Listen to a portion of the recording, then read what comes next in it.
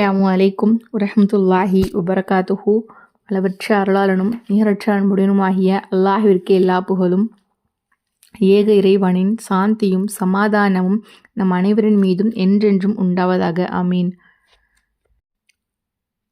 யாரெல்லாம் லாஸ்ட் வீடியோவில் எங்களுக்கு துவா செய்யுங்கன்னு சொல்லியிருந்தீங்களோ அந்த ஒவ்வொருத்தருக்காகவுமே நாங்கள் துவா செஞ்சோம். எங்களுக்காக நீங்கள் துவா செய்யுங்க.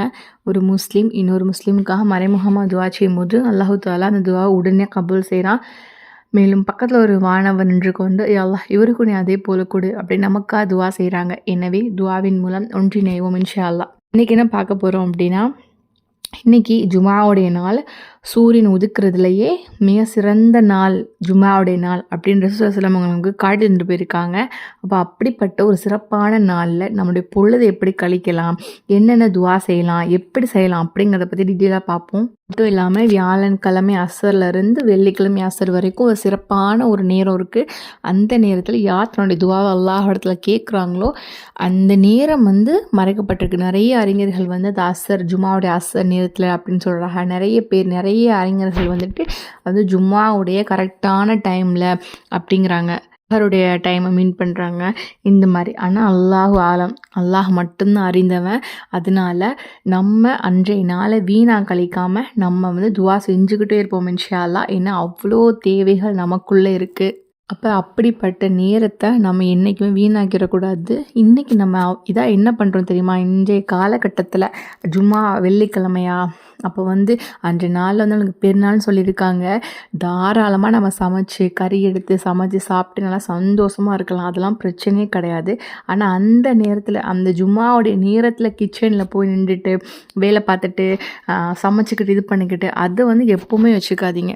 ஏன்னா அல்லாஹ் சொல்லக்கூடிய நேரம் அதுவாக கூட இருக்கலாம். அதனால் வீட்டில் உள்ளவங்களை தொழுக அனுப்பிச்சிட்டு நீங்கள் உட்காந்து திக்ரில் ஈடுபடுங்க, தலவாத் ஓதுங்க.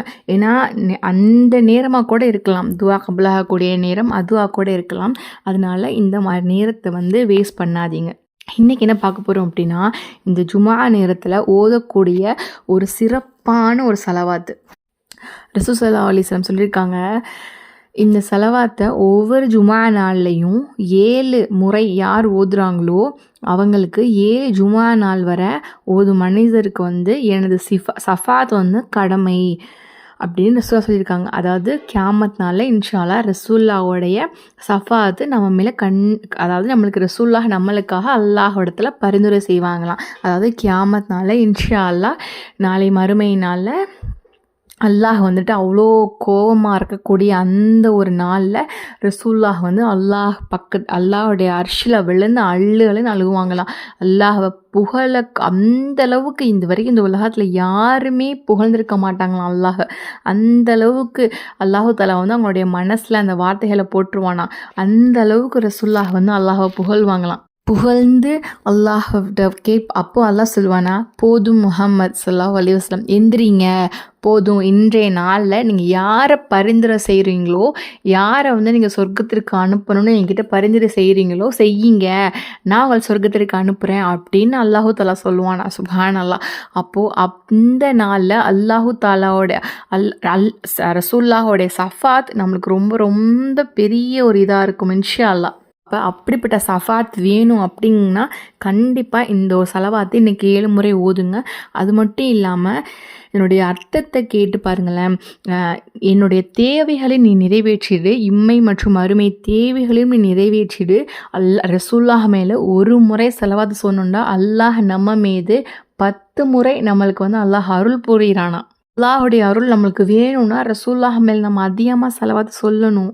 இந்த செலவாத்து ஓதிட்டு நம்ம துவா செய்யும்போது நம்மளுடைய துவா அல்லாஹ்விடத்தில் உடனே கபூல் செய்யக்கூடிய ஒரு ஆயுதமாக இருக்குது. அது என்ன செலவாத்துன்னு பார்க்கலாம். பிஸ்மில்லாஹிர் ரஹ்மானிர் ரஹீம். அல்லாஹும்ம ஸல்லி அலா முஹம்மதின் அபுதிக வ ரசூலிக நபியில் உம்மியி வஅலா ஆலிஹி முஹம்மதின். அல்லாஹும்ம ஸல்லி அலா முஹம்மதி வஅலா ஆலி முஹம்மதின் ஸலாத்தன் தகூனு லகரிலவ் வலாஹு ஜஸாஅ வலி ஹக்கிஹி அதாஅ وعائده وسيلة والفليلة والمقام محمود الذي وعده وزه أن ما هو أهله وزه أفضل ما زيت نبيا عن قومه ورسول عن أمته صل على جميع إخوانه من النبيين والصالحين يا أرحم الراحمين. உடைய அர்த்தம் என்னன்னா, யா அல்லாஹ், உம்மி நபியாகிய உன்னுடைய அடியாரும் தூதருமாகிய முஹம்மது ஸல்லல்லாஹு அலைஹி வஸல்லம் அவர்களின் மீதும் அவர்களுடைய குடும்பத்தினர்கள் மீதும் நீ ஸலவாத்து கூறுவாயாக. யா அல்லாஹ், முஹம்மது ஸல்லல்லாஹு அலைஹி வஸல்லம் அவர்களின் மீதும் அவர்களுடைய குடும்பத்தினர்கள் மீதும் உனக்கு பொருத்தமாகவும் அன்னாருக்கு நற்கூலியாகவும் அன்னாருடைய கடமையை நிறைவேற்றுவதாகவும் ஆகிவிடும் ஸலவாத்தாக நீ ஸலவாத்து கூறுவாயாக. மேலும் அவர்களுக்கு வசீலா என்ற சிறப்பையும் நீ அன்னாருக்கு வாக்களித்துள்ள மகாமுன் மஹ்மூத் என்ற தளத்தையும் வழங்கிடுவாயாக. அன்னாருடைய தகுதிக்கு தக்கவாறு எங்களின் சார்பாக அன்னாருக்கு நற்கூலி வழங்குவாயாக. ஒரு நபிக்கு அவருடைய சமூகத்தாரின் சார்பாக, ஒரு ரசூலுக்கு அவருடைய உம்மத்தினரின் சார்பாக வழங்கிடும் நற்கூலியில் சிறந்ததை அன்னாருக்கு நீ வழங்குவாயாக. மேலும் அன்னாரின் சகோதரர்களான நபிமார்கள் மற்றும் சாலிஹீன்கள் அனைவரின் மீதும் நீ ஸலவாத்து கூறுவாயாக. கிருபையாளர்களுக்கெல்லாம் மிகுந்த கிருபையாளனே. இதோட தமிழ் அர்த்தத்தை பார்த்தாவே உங்களுக்கு புரிஞ்சிருக்கும்னு நினைக்கிறேன். அவ்வளோ ஒரு சிறப்பான ஸலவாத்து. இன்ஷா அல்லாஹ் இன்னைக்கு கண்டிப்பாக ஜுமாவுடைய நேரத்தில் ஓதி பலன் பெறுங்க. உங்களுக்கு என்னெல்லாம் தேவையோ இறைவனிடத்தில் வைங்க. நிச்சயமாக அவன் உங்களுடைய தேவைகள் நிறைவேற்றி தருவான். இன்ஷா அல்லாஹ் நாளை கியாமத் நாளில் ரசூலுல்லாஹும் நம்மளுக்காக சஃபா செய்வாங்க. இன்ஷா அல்லாஹ் இது யாருக்கெல்லாம் பயனுள்ளது அப்படின்னு நினைக்கிறீங்களோ, இந்த நன்மை யாருக்கெல்லாம் சேரணும் அப்படின்னு நினைக்கிறீங்களோ அவங்க கூட கண்டிப்பாக ஷேர் பண்ணிக்கோங்க. அல்லாஹ் நம்ம அனைவருக்கும் ஜன்னத்துல் ஃபிர்தௌஸ்ங்கிற உயர்ந்த சொர்க்கத்தை தருவான். நான் எனது துவா செய்வதாக விடைபெறுகிறேன். வாஹிதவான் அல்ஹம்துலில்லாஹி ரப்பில் ஆலமீன். அஸ்ஸலாமு அலைக்கும் வரஹ்மத்துல்லாஹி வபரகாத்துஹு.